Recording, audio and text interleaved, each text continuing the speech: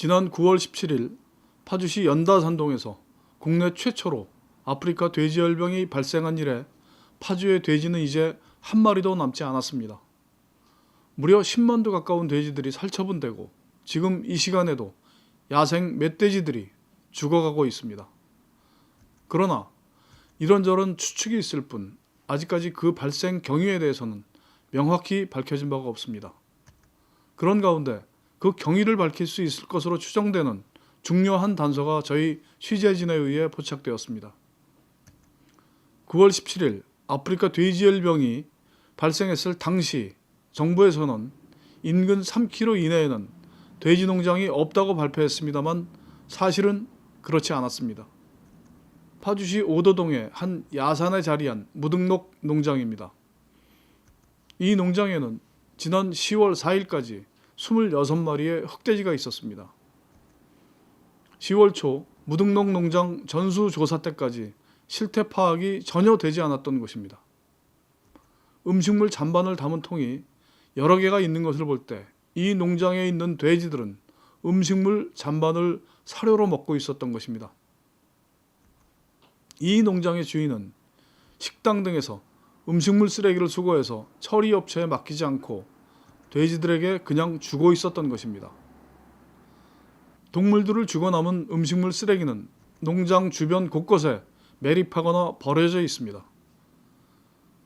농장 입구에 버려진 흑돼지, 흑염소라는 간판이 있는 것으로 볼 때 오래전부터 이곳에는 이런 방식의 사육이 이루어졌다고 미루어 짐작할 수 있습니다. 문제는 이 무등록 농장이 아프리카 돼지열병 최초 발생지였던 연다산동의 돼지농장과 불과 3km밖에 떨어져 있지 않다는 것입니다. 이 농장의 산지에 있는 음식물 쓰레기들과 돼지들로 인해서 농장 주변은 까마귀나 까치가 무수히 많을 뿐더러 야생 동물들의 흔적도 곳곳에서 발견됩니다.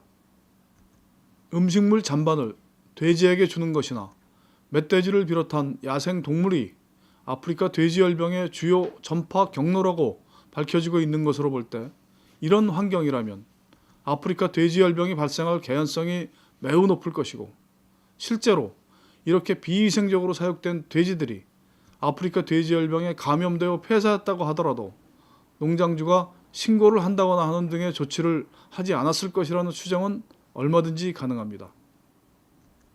이 같은 사실은 10월 19일에 발견된 이 농장에 걸려있는 멧돼지의 가죽을 보면 더욱 분명해집니다.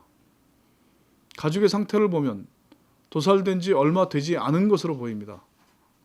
흑돼지예요, 멧돼지예요? 흑돼지요. 근데 저거 멧돼지는 왜 저기 있는 거예요? 예? 저거 멧돼지는 그러니까 이거 치우고 얘기를 해요. 이런 거 치우고. 이 농장의 돼지들은 10월 4일 모두 숨에 살처분됐음에도 불구하고 취재진이 목격한 10월 17일에 멧돼지의 가죽이 있었던 것입니다.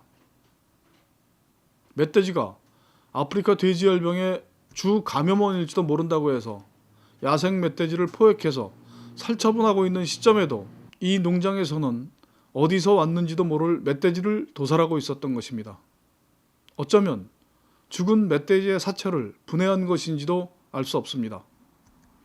농장에 있는 도끼나 칼 등을 볼 때 이런 작업은 일상적으로 이루어진 것으로 보입니다. 그동안 얼마나 많은 돼지들과 멧돼지들이 도살됐는지, 그런 돼지나 멧돼지의 고기가 어디로 소비됐는지 알 수 없습니다. 그런데다가 이 농장주나 농장의 차량은 축산 관계인으로 분류되지 않아서 그동안 자유롭게 이동하며 음식물 쓰레기나 잔반을 수거하러 다녔던 것입니다. 정부나 파주시의 강력한 방역 조치에 구멍이 뚫려 있다고 해도 과언이 아닙니다. 이런 사실에 대응하는 파주시의 방역 당국도 이해하기 곤란한 지점이 많습니다.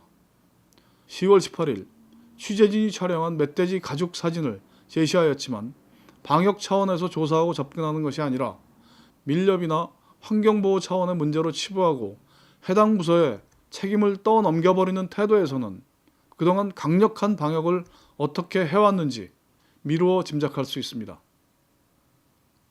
방역 당국에서는 구멍 뚫린 방역 체계를 다시 점검하고 이런 무등록 농장에서 그동안 폐사한 돼지들이 없었는지와 함께 최초로 발생한 돼지 농장과의 연관성이나 이 농장주의 이동 동선을 조사하는 등의 면밀한 역학조사가 필요할 것으로 보입니다. 이런 사례는 파주에만 있는 일이 아닐 것이기 때문입니다. 무려 한 달이 넘게 밤을 새며 고생한 관계자들의 방역 노력도 중요하지만 전체 시민들과 함께하지 않는다면 이런 일은 언제 어디서든지 발생할 수 있습니다. 대한민국 양돈 산업 보호를 위해서도 애꿎게 희생당할지도 모를 수많은 생명들을 위해서도 다시 한번 신발끈을 고쳐매야 할 것입니다. 파주에 이런 일이었습니다.